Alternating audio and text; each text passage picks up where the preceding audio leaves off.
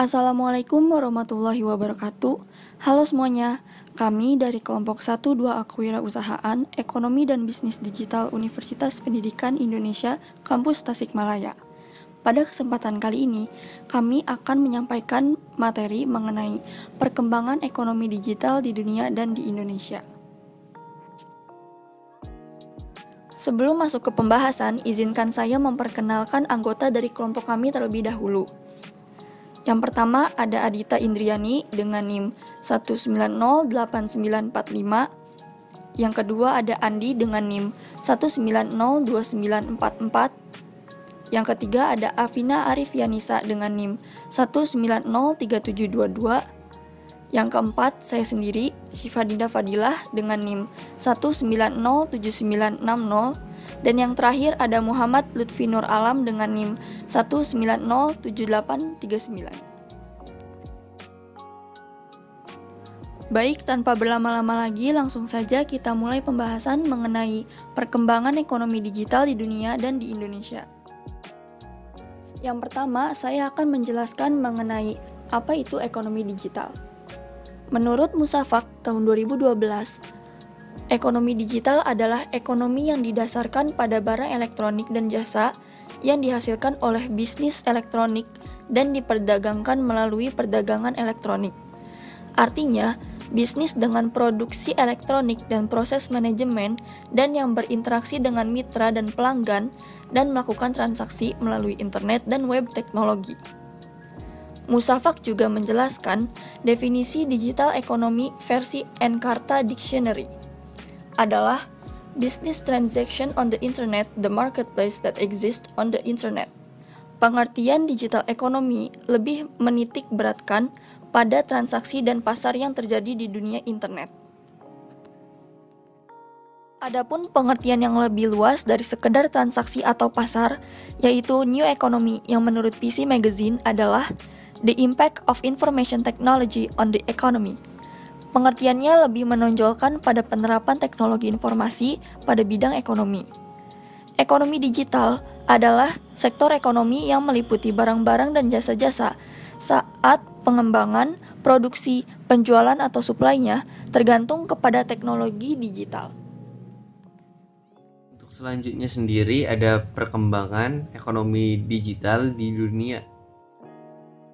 Di dalam perkembangan ekonomi digital dunia, ada salah satu contoh yaitu MEA atau yang dapat kita kenal dengan Masyarakat Ekonomi ASEAN yang merupakan inisiatif negara-negara ASEAN untuk mewujudkan ASEAN menjadi kawasan perekonomian yang solid dan perhitungan dalam percaturan perekonomian internasional. MEA dibentuk dengan tujuan untuk mencapai kesempurnaan integrasi ekonomi di kawasan ASEAN yang diyakini dapat memberikan manfaat nyata bagi seluruh elemen masyarakat. Guna mendorong daya saing dalam mata rantai produksi global atau dapat kita sebut dengan global value chain, penggunaan teknologi dan peningkatan inovasi menjadi suatu yang tidak terelakkan. Saat ini, ASEAN belum memiliki payung hukum untuk mengatur ekonomi digital. Ironisnya, jumlah penetrasi internet terhadap penduduk ASEAN terus mengalami kenaikan sekitar 10% selama 5 tahun. Terlebih lagi, infrastruktur internet di ASEAN dipandang semakin progresif. Dengan segala perkembangan yang ada di ASEAN sekarang telah memiliki ASEAN ICT Master Plan 2020 yang bertujuan menciptakan masyarakat ASEAN yang terintegrasi secara digital. Industri ekonomi digital atau e-commerce dapat dipandang sebagai peluang dan tantangan. Sebagai peluang karena memberikan ruang yang lebih luas bagi dunia usaha sehingga mendorong munculnya startup dan lapangan kerja baru. Sedangkan sebagai tantangan karena belum matangnya regulasi dan infrastruktur bagi industri tersebut sehingga pelaku usaha e-commerce belum berdaya saing secara maksimal, sehingga implementasi MEA mendorong terjadinya persaingan di dunia e-commerce. Selanjutnya yaitu perkembangan ekonomi digital di Indonesia. Ekonomi digital di Indonesia telah berkembang dengan adanya revolusi industri 4.0. Segala hal dapat dikendalikan di segala tempat melalui jaringan internet. Namun hal itu tidak semua memberi efek yang baik di tengah-tengah masyarakat, misalnya munculnya usaha-usaha online, ojek online, hingga pembayaran digital atau non-tunai membuat masyarakat yang belum mengerti perkembangan ekonomi digital di Indonesia. Karena masih banyak masyarakat Indonesia yang tidak mengikuti perkembangan ekonomi digital dikarenakan faktor-faktor tertentu yang bisa saja merugikan mereka, misalnya toko atau usaha-usaha yang bersifat offline. Kita juga tahu bahwa Indonesia sedang mengusahakan digitalisasi 50 juta UKM dan gerakan 1000 startup digital tahun 2020. Untuk saat ini, ada banyak startup digital yang berhasil sukses, misalnya Gojek dan Tokopedia yang merupakan startup unicorn, dan masih banyak lagi, dan Gojek telah menjadi startup dekakorn pertama di Indonesia. Nah, salah satu solusi agar masyarakat dapat mengikuti perkembangan ekonomi digital di Indonesia dengan cara mengajak masyarakat melakukan gerakan 1000 startup agar semua UKM di Indonesia dapat berkembang pesat. Selanjutnya, perkembangan ekonomi berbasis digital di Indonesia mulai berkembang pesat sejak tahun 2015 dengan ditandai oleh kemunculan startup e-commerce seperti Tokopedia dan Bukalapak, startup transportasi online seperti Gojek dan Grab, serta finansial teknologi seperti Paymove, 5S, FunNID, dan PrivID. Indonesia dapat memanfaatkan peluang perkembangan ekonomi berbasis digital dengan berfokus pada transformasi digital dan perkembangan bisnis atau usaha berbasis digital. Nah, antisipasi dan respon kebijakan pemerintah Indonesia dalam memanfaatkan ekonomi berbasis digital diharapkan bisa mendorong pembangunan ekonomi yang lebih baik.